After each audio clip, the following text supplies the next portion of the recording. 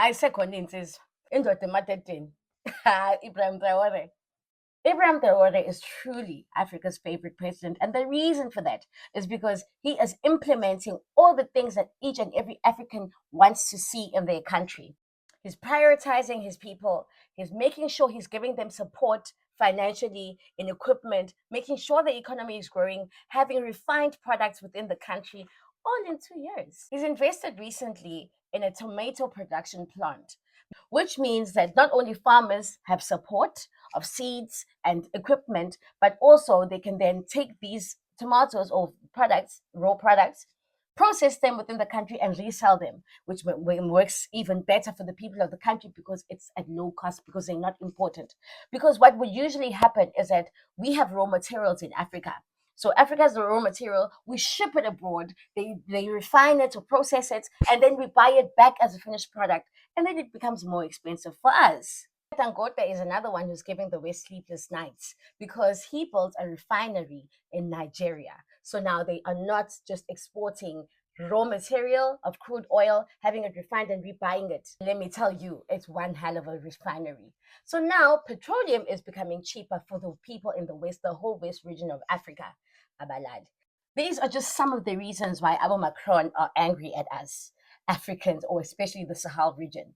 And then Macron goes out and says, Africans are just ungrateful. Melanga Bettina, Siambonga, for the fact that the French came in when there was unrest in Africa in 2013, blah, blah, blah, blah, blah. It is because we are subhuman.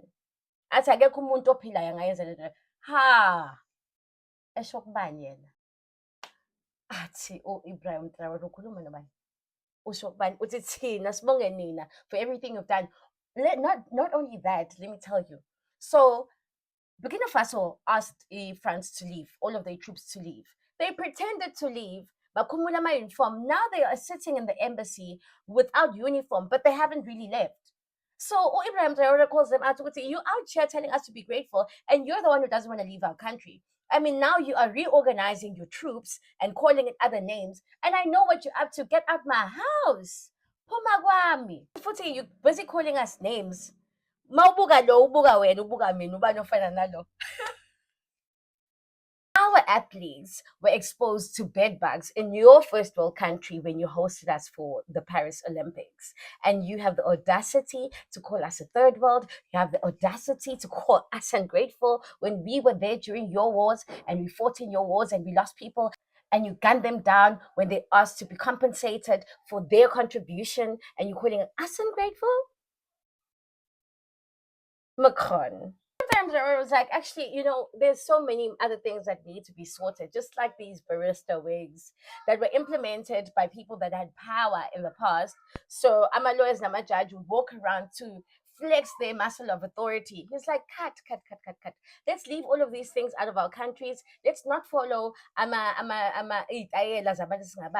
So I hope this creates a domino effect all across Africa, because if this doesn't make sense, what does?